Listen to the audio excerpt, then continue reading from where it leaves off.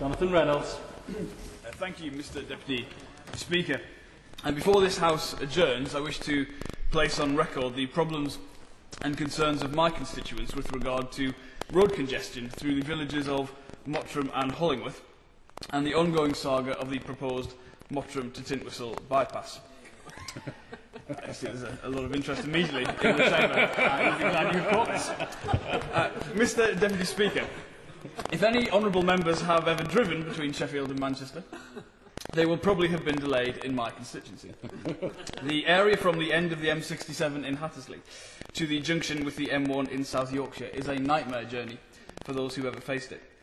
The Woodhead Pass is a convenient route across the country avoiding the M62, but its popularity has meant total misery for my constituents in Longdendale.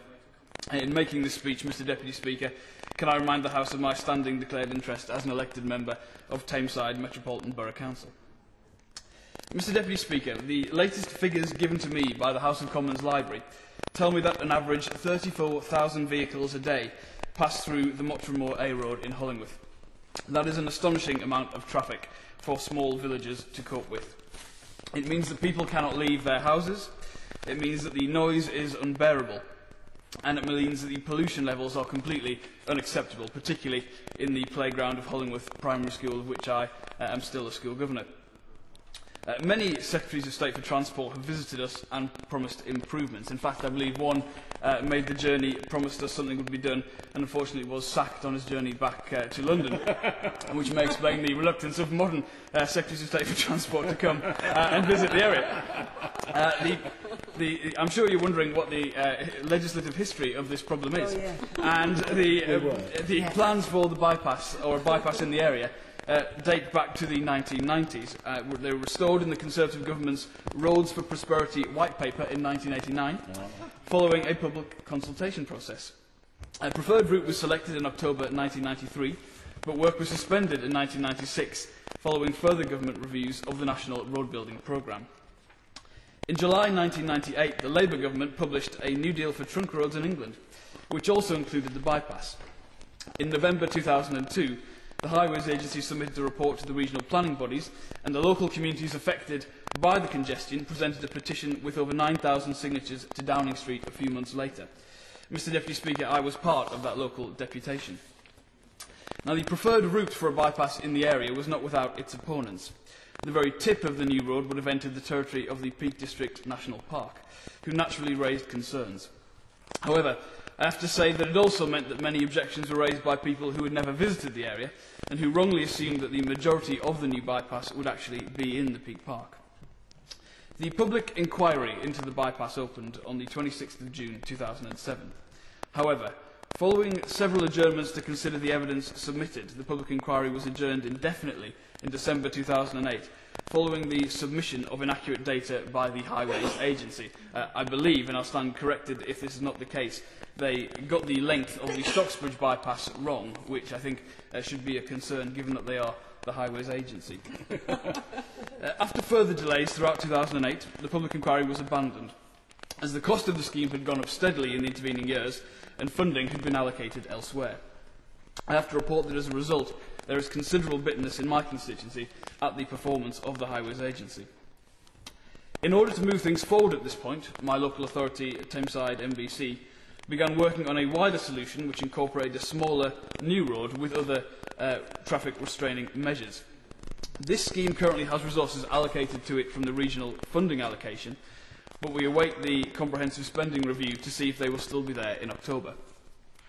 Local campaigners have been much demoralised by the lack of progress, and I would like to pay tribute to people like Mike Flynn, Bob Haycock and David Moore for keeping the campaign going. They know they will always have my support. What I wish to make clear in this recess debate is that this is a national, not a local problem. The traffic congestion is not caused in my constituency or my borough. Because the problem comes from outside our area, I believe the government must recognise this and allocate us resources to find a solution. I'm not prescriptive as to what this solution must be, but I do feel that some new road capacity in the area is essential for a meaningful solution. Some people will raise the point that any new road capacity increases pollution, as it makes a journey more favourable to other road users. For me, this misses the point. The issue with pollution in any given area is the number of receptors to that pollution. It is who is breathing the pollution in. An increase in the Longdendale Valley as a whole in traffic, where the receptors become the vegetation along the roadside of a new bypass or similar road, is far more preferable to the current levels of pollution, where the receptors are my constituents along Hyde Road, Mottram Moor and Market Street in Hollingworth, and the school children in Hollingworth Primary School.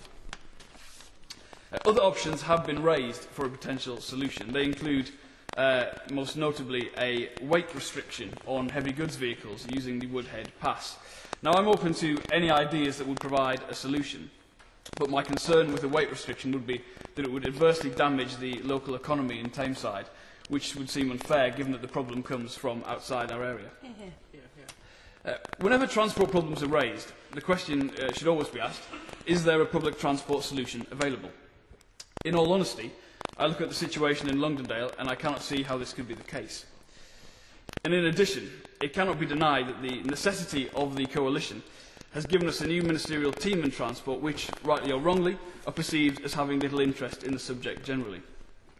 If the rumours are true, Mr Deputy Speaker, then in October my constituents potentially face not only the loss of the money that's been allocated to deal with this specific congestion problem, but also the loss of the new rolling stock for the railways in Greater Manchester, the bus services in the area through the slashing of the bus operators grant, and rail fare increases of RPI plus 10%.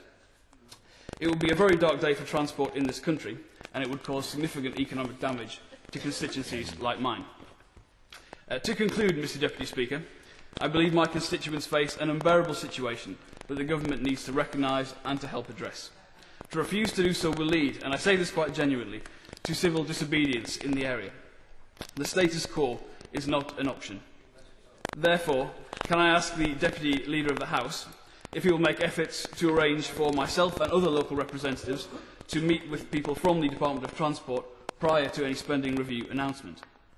If he will encourage the Department of Transport to announce which A roads in the country it believes to be suffering from unacceptable levels of congestion and announce a strategy for dealing with them.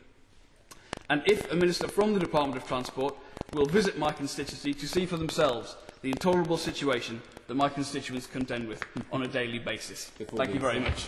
David Morris.